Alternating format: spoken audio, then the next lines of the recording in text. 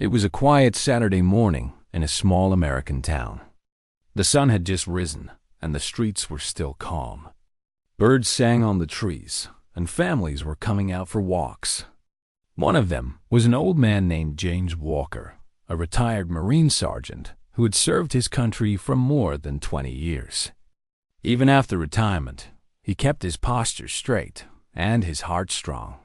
He was proud of his service, but even prouder of his little grandson, Ethan, who was just 7 years old. Every Saturday, it was their tradition to walk to the park together. James always wore his faded Marine jacket. It was old and worn, but it meant a lot to him.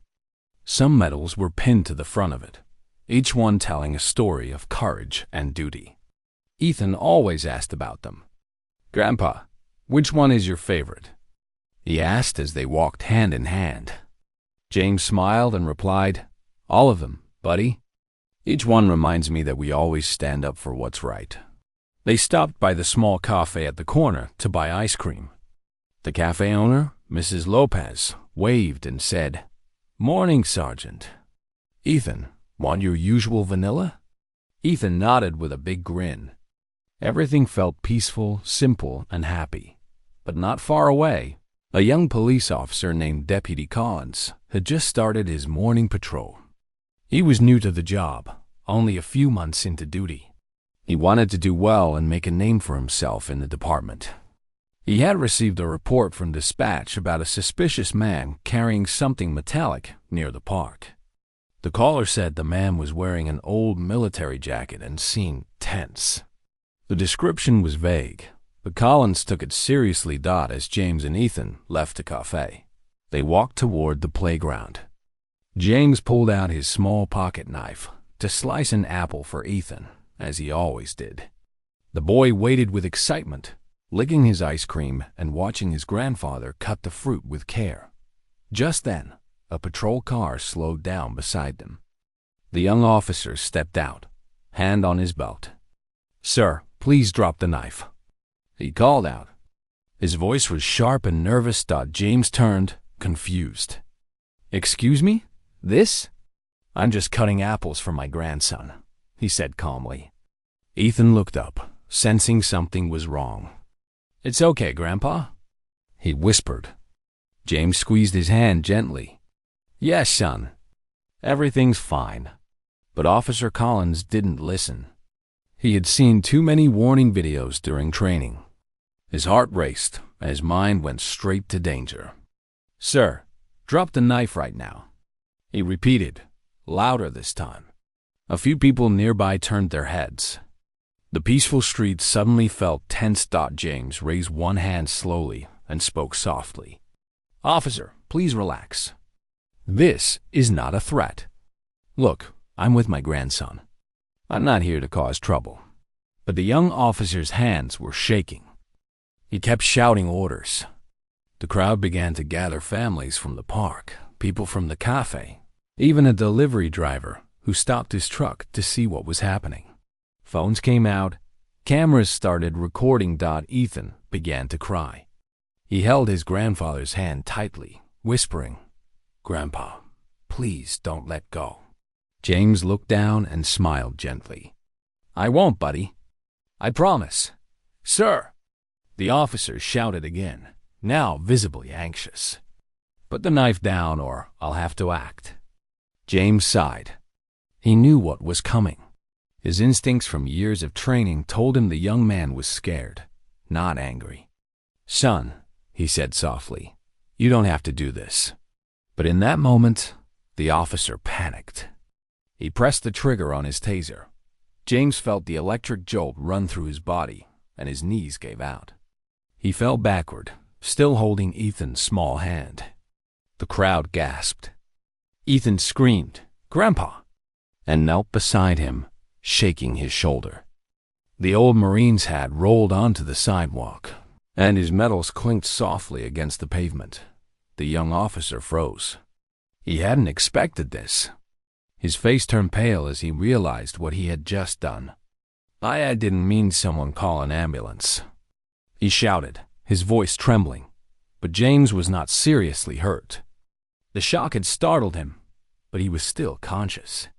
He slowly opened his eyes, saw Ethan crying beside him, and whispered, "Hey, hey.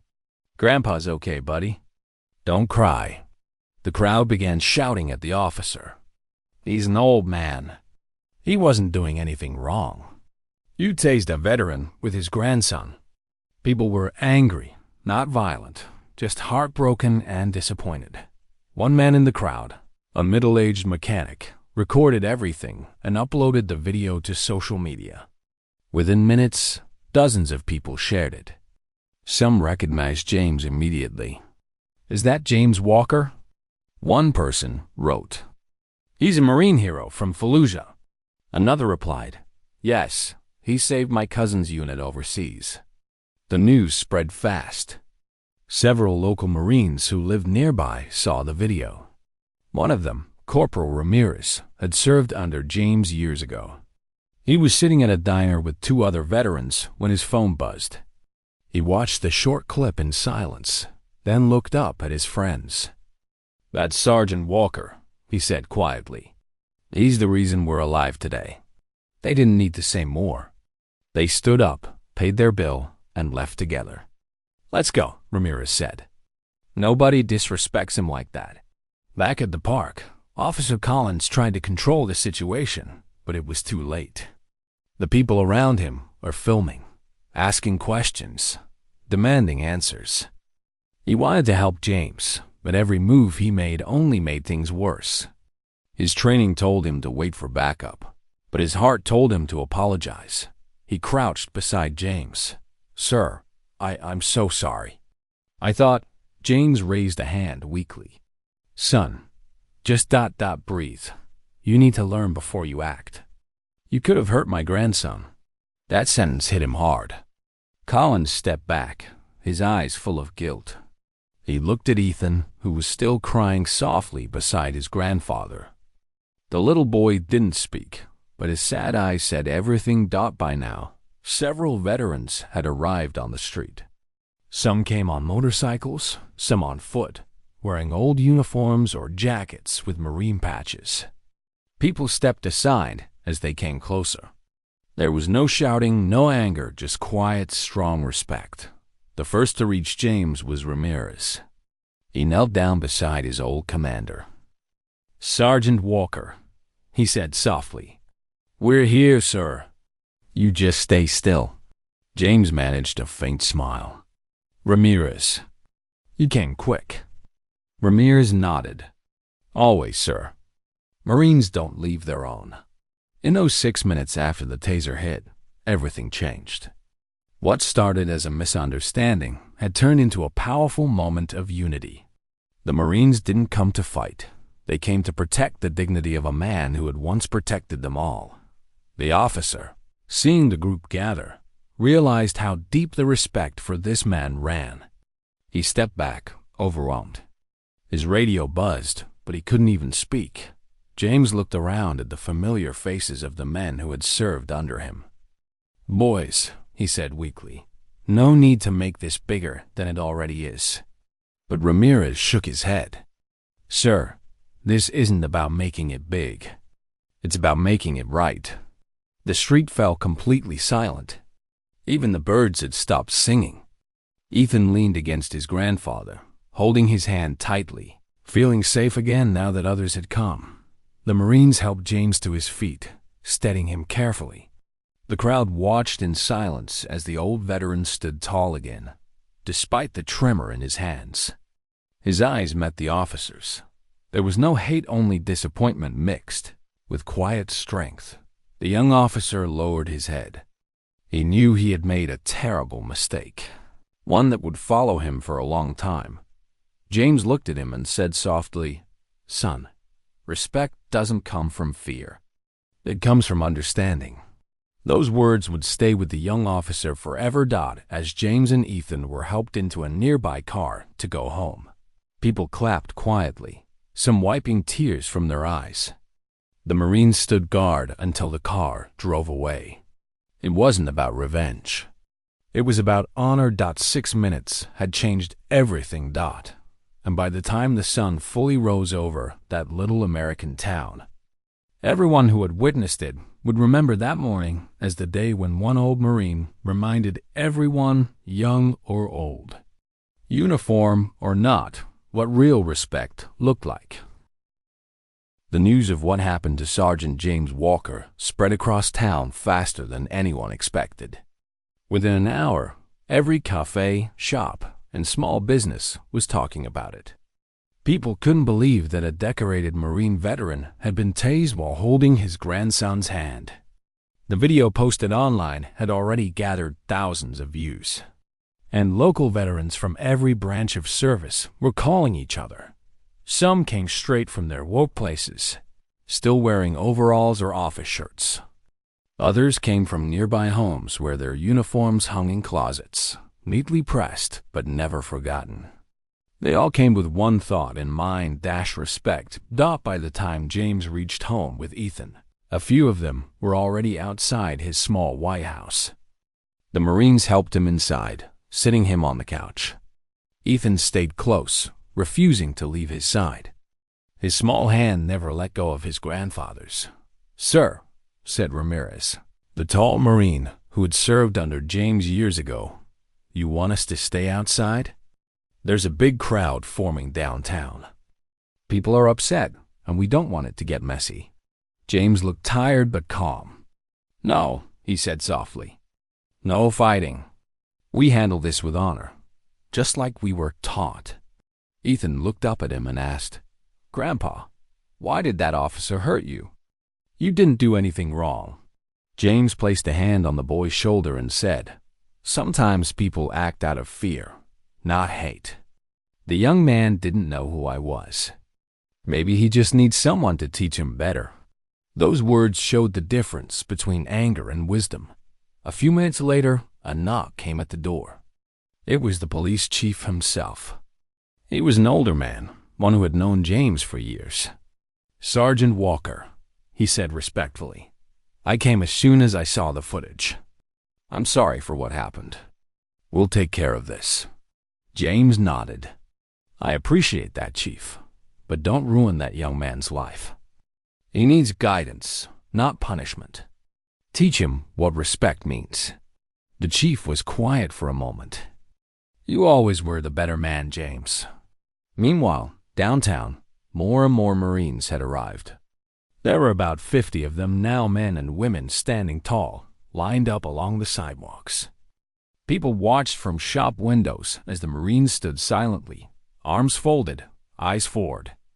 They weren't shouting or causing trouble. They were simply present, showing that no one disrespects one of their own. The street grew quiet. Even the air felt heavy. Officer Collins stood near his patrol car, still shaken. He had already spoken to the chief on the radio and knew that he had made the biggest mistake of his young career. His partner had told him to stay inside the station, but Collins couldn't. He needed to see the man he had hurt. He needed to apologize face to face. He parked his car near James's home and walked up the path, nervous and pale.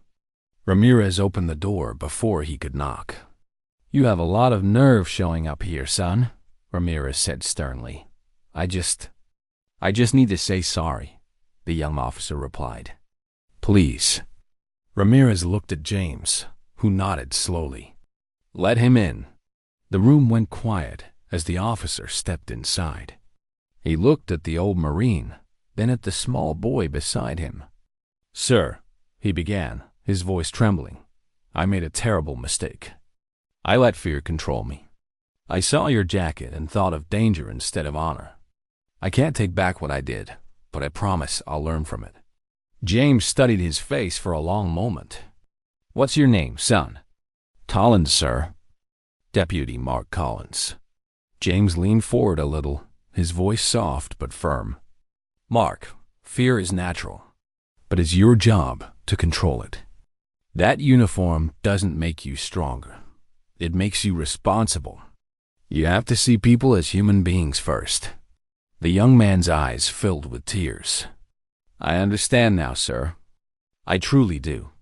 Ethan, sitting quietly beside his grandfather, looked at the officer, and said in his small voice, "Please don't hurt people like that again." Collins nodded. "Never again, I promise." James extended his hand slowly. "Then it's done. You've learned your lesson. That's enough for me." The officer shook his hand firmly and left, looking more humble than he had ever been. As he walked out, Ramirez said quietly, "You're lucky Sergeant Walker's the forgiving kind." Later that evening, a town meeting was arranged. The mayor, the police department, and the Marine veterans were all invited. The community center was packed with people. Some were angry, some just curious, but everyone wanted answers. James, still weak but determined, arrived with Ethan and Ramirez. As he entered, people stood and clapped quietly. Even those who didn't know him personally had seen the video and felt respect for the calm way he had handled the situation. The mayor took the stage first. "What happened yesterday doesn't reflect who we are as a town," she said. "Sergeant Walker is a hero. And today, we come together not to argue, but to heal." She invited James to speak. The old Marine walked to the microphone slowly, with Ethan holding his hand. He looked around the room, at the officers, at the townspeople, and at the Marines standing in the back. "I served my country for 22 years, he began. "I've seen fear, confusion, and mistakes. I've also seen courage, compassion, and change. What happened wasn't right, but I don't want it to divide us. I want it to teach us." The room was completely silent. He continued, "That young officer didn't know me. He reacted out of fear. We all make mistakes, especially when we forget to look at the person in front of us. But hate solves nothing. Only understanding does." Then he looked toward Collins, who sat in the front row with his head down. "Son," James said, "stand up." Collins stood. James extended his hand again. "I forgive you, and I hope you'll take this as your first real lesson as an officer to protect, not assume." The crowd began to clap, softly at first, then louder. Some people had tears in their eyes. Even the police chief wiped his glasses quietly. The next day, something beautiful happened. The Marines organized a community cleanup event downtown. They called it Honor Day. Officers and veterans worked side by side, cleaning sidewalks, painting benches, planting flowers, and helping families. James sat on a bench with Ethan, watching them all work together. "See that, buddy?" he said. "That's what respect looks like when people come together." Ethan smiled. "Can I help too, Grandpa?" James nodded proudly. "Of course, soldier." Officer Collins was there too. He took off his uniform jacket and worked quietly beside Ramirez, helping repaint the park fence. People noticed the change in him. He was humble, respectful, and patient now. Every time someone thanked him for helping, he just nodded and said, "I'm learning from the best." By evening, the park looked new again. The mayor came by to thank everyone. "This town will always remember the lessons Sergeant Walker taught us," she said. "That honor isn't about medals, it's about how we treat one another." Before leaving, the mayor surprised James by presenting him with a Medal of Community Honor. "For courage, patience, and the spirit of peace," she said.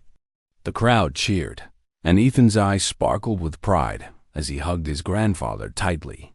James smiled warmly, holding the medal but looking at the people instead. "This belongs to everyone," he said. "We all made today better than yesterday." As the sun set, the Marines stood together, saluting James one last time before heading home. The street that had once been filled with shouting was now calm again. Children played. Families laughed. And on that same sidewalk where fear had once ruled, respect had taken its place. From that day on, whenever James and Ethan walked to the park, the officers they passed always greeted them with a respectful nod. Ethan would wave back happily, proud of his grandpa and the lesson he had taught the whole town. James never spoke much about that day afterward, but he knew it had changed something deeper than rules or reputation. It had changed hearts, because sometimes one mistake can divide a town, but one act of forgiveness can bring it back together. And that's exactly what Sergeant James Walker did. He turned a moment of misunderstanding into a lesson of peace that the town would remember forever.